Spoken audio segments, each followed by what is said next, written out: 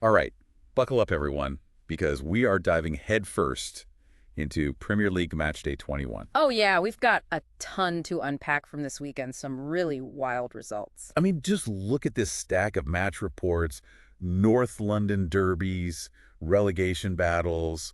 We're going to break it all down. Definitely some shockers in there and some big implications for the rest of the season. Absolutely. So let's just jump right in, shall we? Let's do it.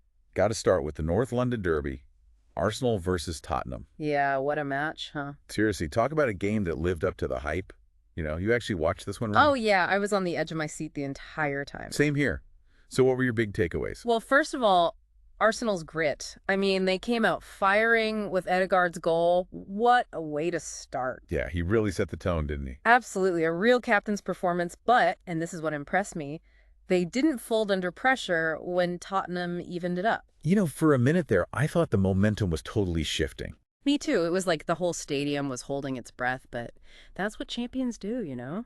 They dig deep, regain control, and, well, they secure the win. So big win for Arsenal, but what about Tottenham? Does this knock them out of the title race?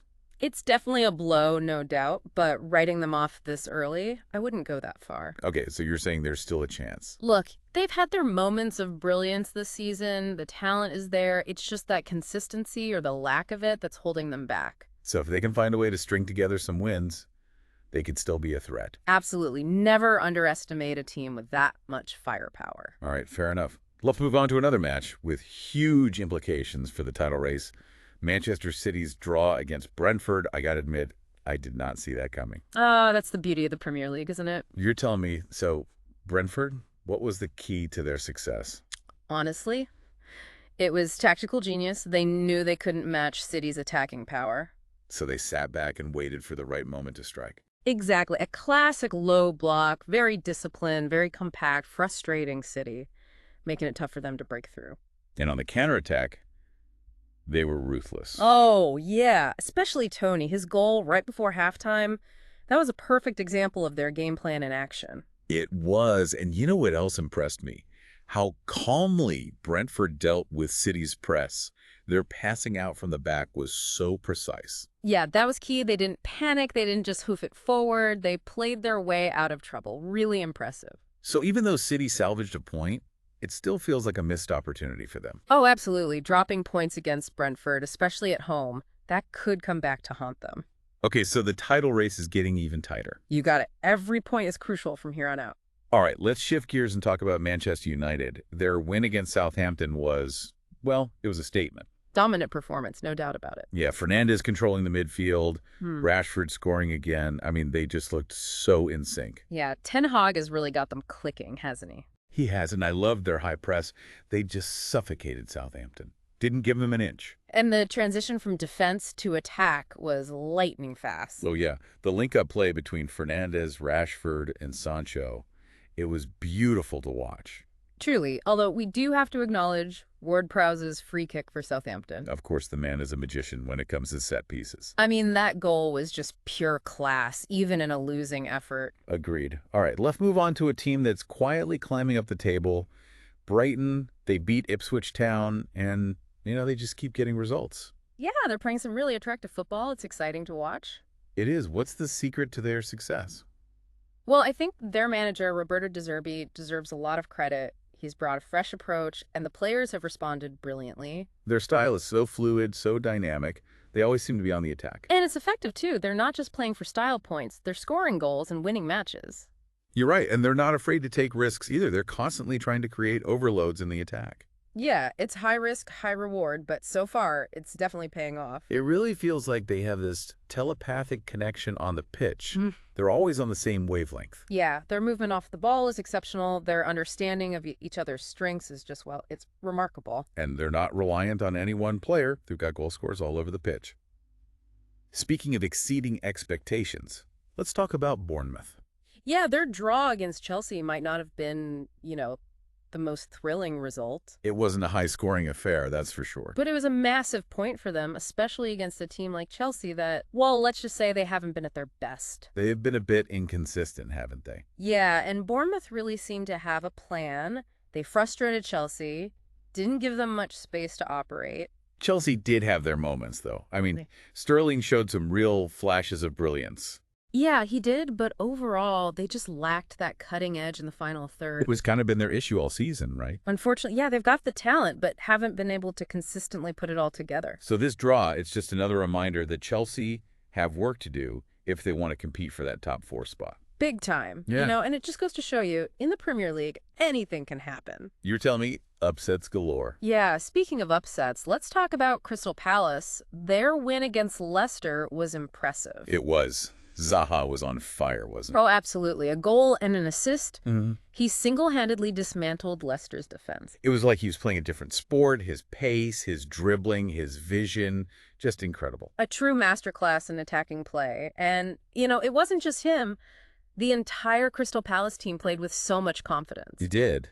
Leicester, on the other hand, well, they looked a bit lost out there. Yeah, definitely not their best performance, and this loss puts them in a really tough spot in that relegation battle. No kidding. The pressure's definitely mounting on them. It is. They need to figure things out quickly, or they could be in real trouble. This win for Crystal Palace, though, that's huge for them. It gives them some breathing room, shows they can compete with anyone in this league. You're right. The relegation battle is going to be intense. Oh, yeah. It's going to go down to the wire.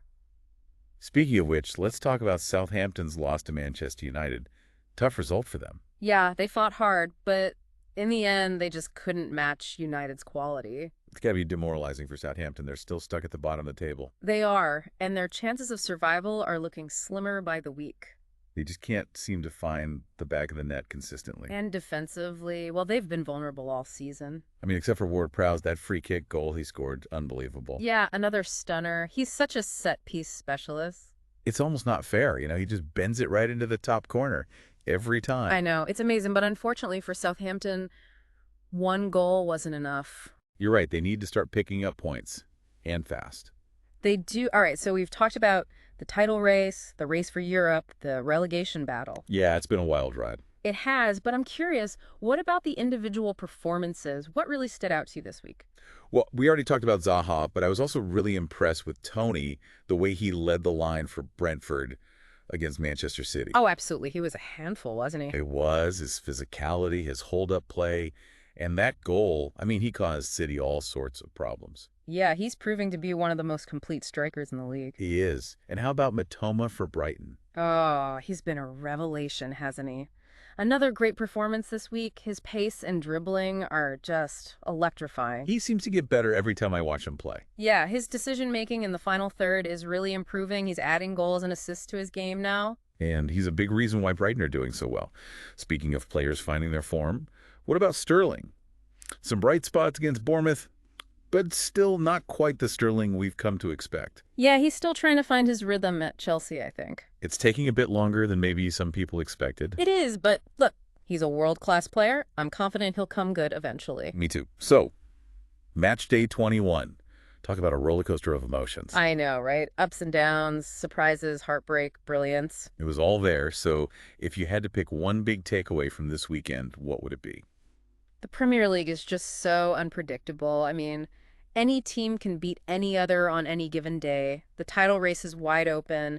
The battle for Europe is heating up. And that relegation scrap, oh man, that's going to be intense. Couldn't have said it better myself. Oh, It's what man. makes this league so special. Absolutely, and we're only halfway through the season. There's still so much to play for. So much drama yet to unfold, so many storylines to follow. Yeah. Yeah, it makes you wonder who's going to come out on top at the end of all this.